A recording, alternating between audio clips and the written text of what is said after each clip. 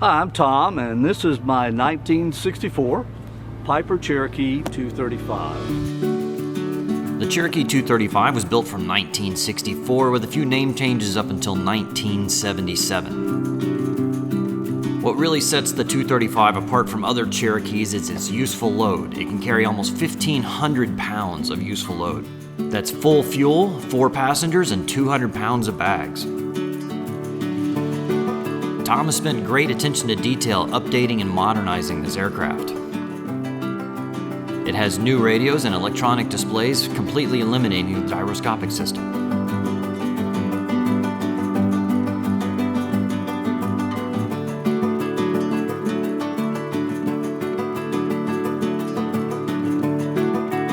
I featured his Tomahawk in an earlier video, and he has a few other toys in his hangar as well.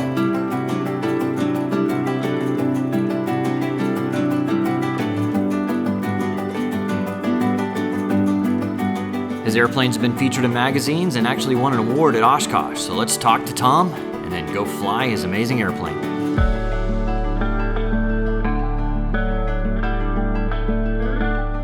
I bought this airplane in 2012. Previous owner had owned it for 27 years, and he put the paint and the interior in it, did a real nice job. My wife just happened to casually mention in her wisdom that she thought we probably needed a 4-place airplane because going back and forth, she's a big quilter and does a lot of sewing, and she needed more room for some of her sewing equipment. And so wisely, I agreed with her that we probably did need a 4-place airplane that could carry a lot. This airplane, the 235, is noted for its carrying capability. Has a max gross weight of 2,850 pounds, but it has a payload carrying capability of over 1,200 pounds. So, when you look at an airplane like that can carry that much weight, even though it's not the most efficient, you can put 4 people and baggage and still put on almost 5 hours worth of fuel and go somewhere and still be perfectly legal and be under the gross weight. And the airplane flies as if nobody was in it, because it's still, even at that heavy weight, it still flies real nice. Yeah, the 180s and 140s or 160s, like you said, those airplanes typically will have a 700-pound payload, maybe 800 pounds on the 180 horse. So this is 400 pounds more than those airplanes, which is pretty significant in an airframe this size. This airplane was built and designed and built in 1964. Once they got this airplane put together, they realized that this wing was so impressive. It has 4 fuel tanks and can carry much more weight than it was originally certified. They actually used this wing for the 6-passenger Cherokee 6. It's the exact same wing, and that airplane grosses out about 600 pounds more than this airplane. This airplane, like I said, has a maximum gross weight of 2,850 pounds, carries 84 gallons of fuel, and typically on an average flight you're burning 15.5 gallons an hour. Lets you cruise at 140 plus knots.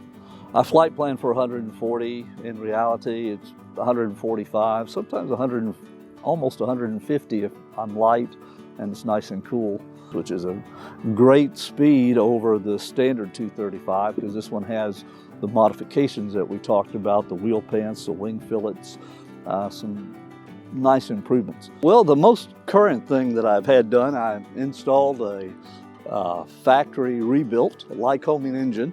Just has 15 hours on it since I installed it. When I went through, I put new baffling, powder coated the baffling, all new hoses, all new electrical cables, the Bogart electrical cables, powder coated the exhaust system. It has a new heater, a new muffler. I put a new alternator on it, the Air Power alternator, 70 amp alternator. Gone through and basically replaced all the hoses, and I'm currently working on tightening up all the baffling to close up all the leaks so we can control the head temperatures a little bit better. Unfortunately, the other engine that I had that had been overhauled in 2002 started making metal. Some of the bearings were going bad in it after about 700 hours after the overhaul. So don't want to take any chances. Making metal means that the internal components in the engine, the bearings and rings and things like that, began breaking and chipping, and as a result, that leads to a failure of gears or pistons or bearings, and that's what I had. I had a couple of bearings that had gone bad and failed. I found it during my normal engine oil change. I noticed that the color of the oil was a little bit different. So I started investigating it, and I was having some oil pressure problems, and I talked to some friends here on the airport. We just kept working with it, and finally we pulled the case drain, and when we pulled the case drain, the bottom part of the engine, we found some pieces of metal roughly the size of a pencil eraser, and that means that the engine's no good. So that's why we had to pull the engine. That engine was new with the airplane. It actually had about 3,000 hours total time on it. This engine is new from the factory, so now it only has 15 hours on it. After doing some research, I found out that, in my opinion, the best deal out there is a factory rebuilt engine. Basically, you send them your old engine and they throw it in the trash and give you an engine that goes down the new assembly line. But this is called a rebuilt. So every part that goes on this engine, in theory, could be used, but in practice, every part that goes down there is really new. There's only a couple of components that were reused on this engine. Yeah, so you get a 2-year warranty, 500-hour warranty. So if anything goes wrong, parts and labor are picked up by the factory. That wouldn't necessarily be the case had I got it rebuilt locally. So anyway, it's a much better deal. I think I have a brand new logbook that goes along with the engine. It shows that it is essentially a new engine. The only difference between a new engine by the factory and a factory rebuild is about $20,000. So that's why I decided to go with this engine, which is a factory rebuilt engine. With the help of a friend of mine, Jimmy and Steve, and friends around the neighborhood here, we've added a lot of modifications to the engine, to the airplane. One of the things that we added was the wheel pants down here. These are the modern type Piper wheel pants that enhances the speed, gives a couple of more knots. Another thing that we added on this early model, the 64 models, did not have the third window. And going back to the tail, the extended upper fin there is like the later models. The early ones were cut off real short. So this one has an extended vertical fin. Right here in LED light, one on each wingtip.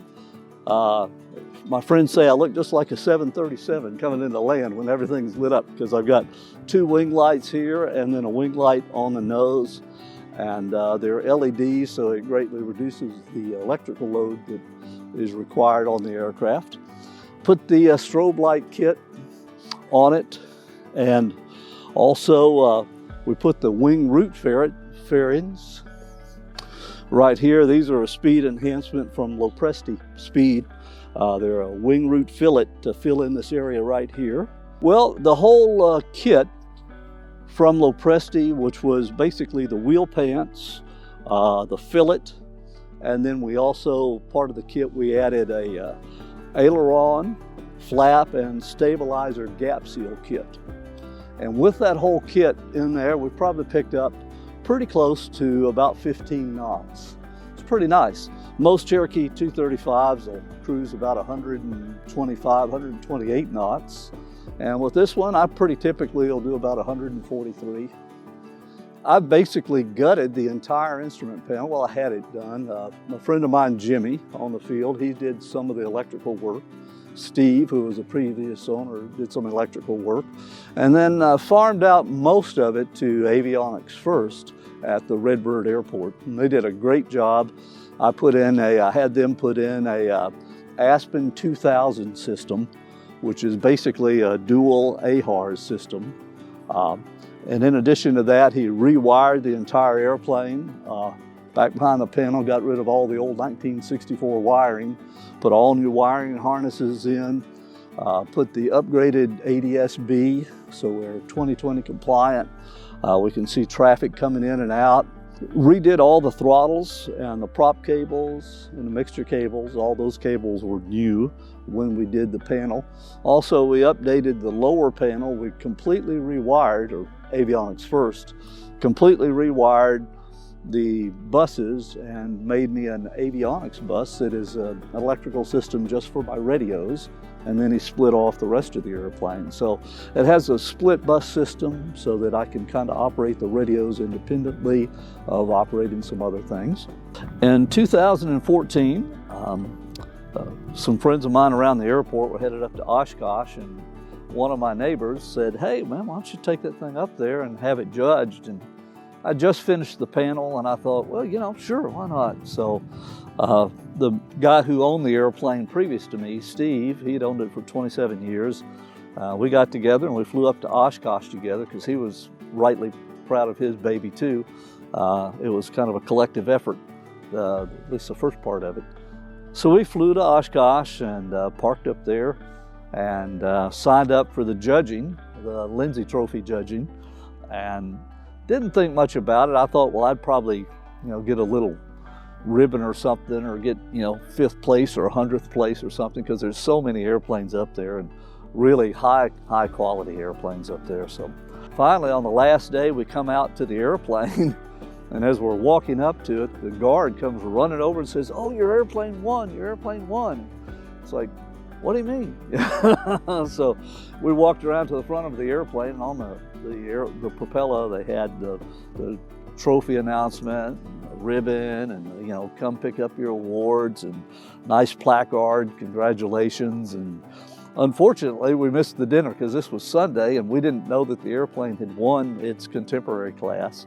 So it was like, well, gee, we missed the dinner last night. I wish we would have been there to get the award, but they were great to us. I called them up and they said, "Oh, no problem." And they shipped me a real nice placard and a trophy and some other stuff. So we were very proud that this airplane scored that well amongst its competition and peers. And was really, really happy. We're all fueled up, oiled up, pre-flighted, and I think we need to go fly and get some lunch. All right. Okay.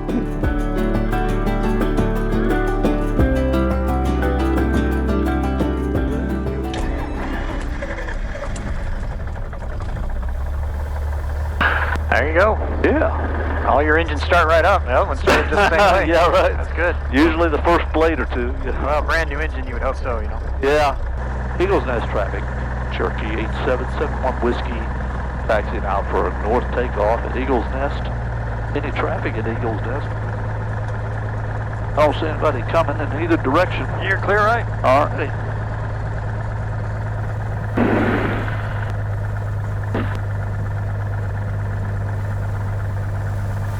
One thing I really like about the Piper products is over the Cessnas, the nose steering is real positive. Is it? Yeah. A lot of the Cessnas are kind of spring-loaded, so they feel kind of wishy-washy on the ground, but the Cherokee products are really positive. Okay, line up. We got the transponder on. Pitot heat's not required today. Fuel pump will be on for the takeoff. Landing lights, I'm going to go ahead and light everything up.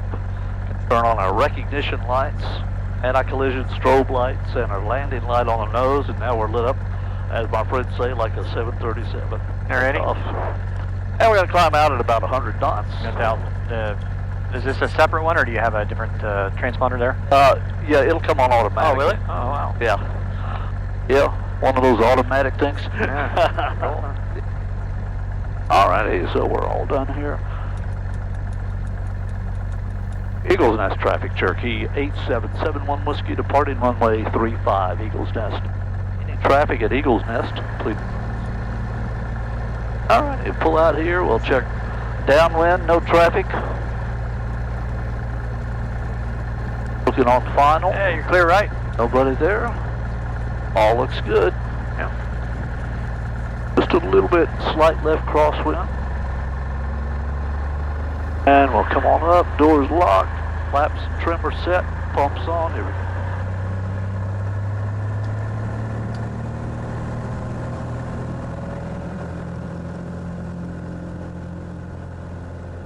That's good. Oil pressure check's good. Airspeed's alive, 60 knots. Time to fly. Here we go. Little right pedal on this new engine, 230 horsepower. Yeah, it's working good. Hey, it's a nice clear day. Wow. Oh yeah, look at this. Well, I bet we have 50 miles of look. You can see downtown Fort Worth. Yeah. Oh wow, you can. Yeah.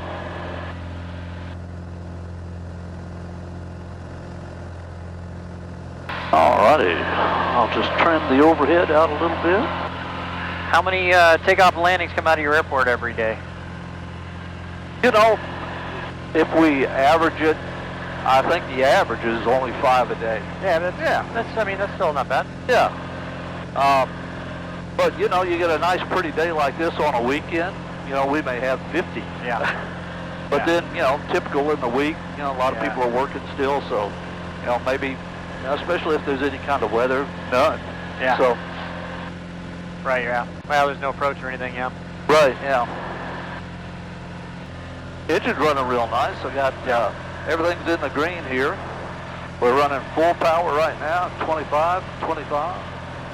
Everything's still looking good. But I'm still keeping a real close eye on it with only 15 hours. Well, you know, that's it's a little bit. You would think it's the exact opposite, but most engine failures happen within a few hundred hours of getting a new engine. Exactly. Yeah, 200 hours is a statistic. Yeah. Most engine failures happen within 200 hours. Yep. You know, I guess it just had, you know, an older engine's all worn in, and you know, you know, if it had a part that was going to fail, it's already failed. It would have failed. Yeah. That's right. Would have failed already. And there's a lot of guys that take their engines well past, you know, if they got an 18 or 1500 hour TBO, you can get 2500 hours if you take care of it. Yeah. Well, you know, the engine that came out of here that failed, that engine, like I said, actually had 3,100 hours on it. Right. It had been overhauled, but it was still the original crank. Right. You know, the cylinder heads had been changed, but the case was original, the crank was original. I've replaced a few cylinder heads in an older one, and they're not too bad. I mean, I think it was $900 to replace a cylinder head. Yeah, they're about that now. They're typically for a Lycoming is about $1,100 for a new factory. Yeah. Yeah. Well, these days, you know, you can do compression tests and everything, and you can, you know, you'll know if one cylinder's not performing well, and you can get that changed. Yeah, you get good indications. You know, oil pressure changes, cylinder head temperature, exhaust gas changes. Annual inspection, you know, when you do the compression check, you know, that's a dead giveaway if you have one that's flat. Right. So, lots of warning signs that are saying, hey, wake up, smell the roses, you know, something not working. Yeah.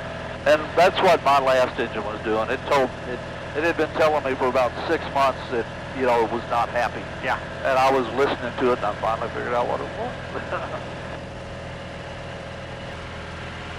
So you normally cruise with this thing, 25, 25, or? Yeah, I can.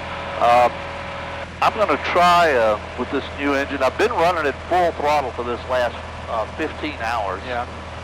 So I'm going to set up about a 24 square, which is about, at this altitude, it's about 65% power. Yeah, that's good economical cruise speed. Yeah.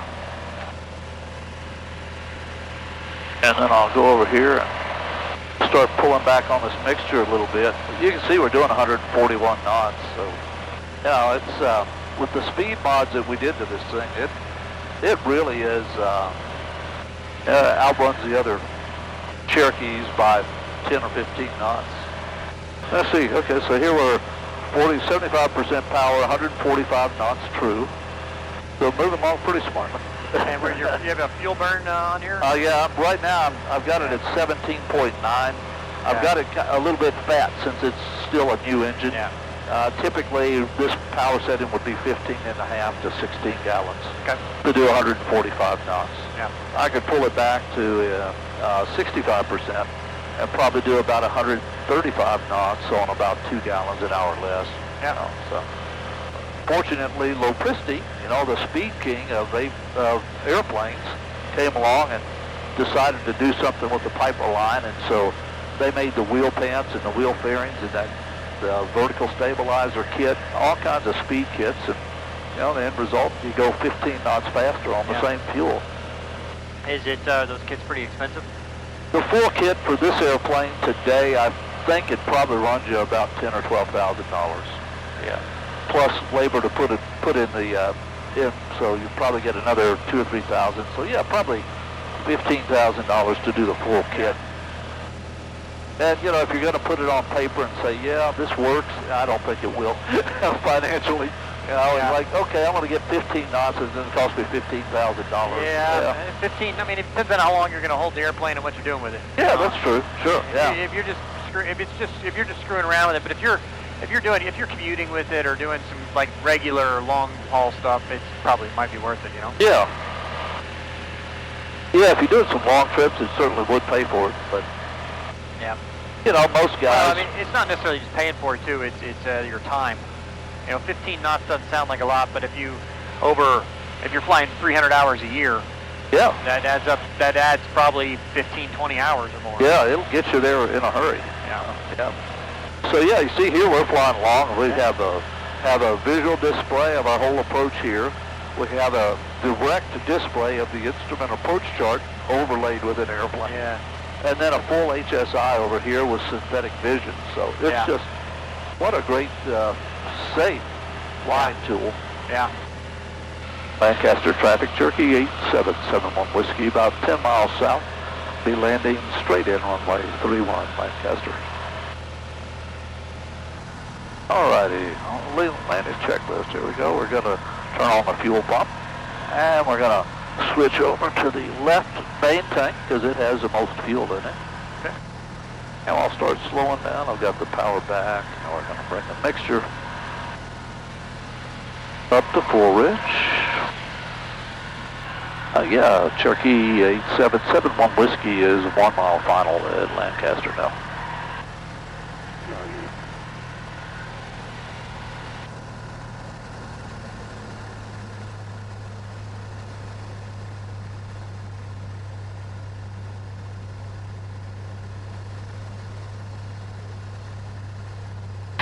Yeah, yesterday was horrible flying. Yeah, pretty bumpy. Oh boy, yeah, and gusted to 26 knots. I landed at Cleveland with a 26 knot left quartering crosswind. So. Sounds like fun. Yeah, Cherokee does a good job though. It's a pretty good crosswind airplane.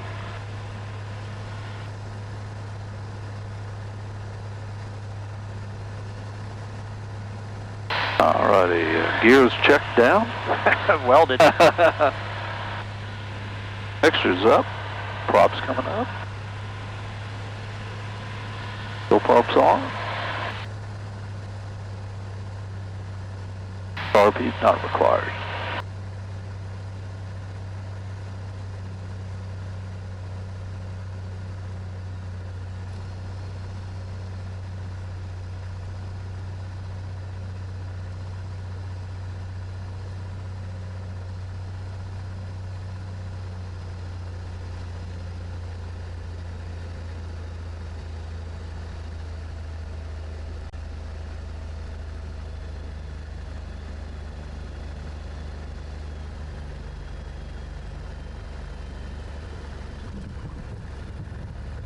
Well, we arrived. Hey, we're here. Well done. All right, get some lunch here at Lancaster. Yeah, sounds great. Yep, I think we ate. It was pretty good last time we came here, I think. Yeah.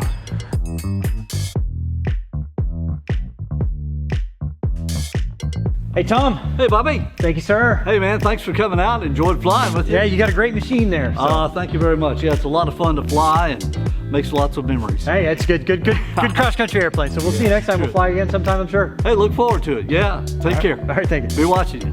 Well, thank you for watching another episode of Flying Doodles. I would love to fly with you. If you have an airplane or if you have an interesting airplane or good story and want me to come fly with you and do a little interview and flight, I'd love to do it.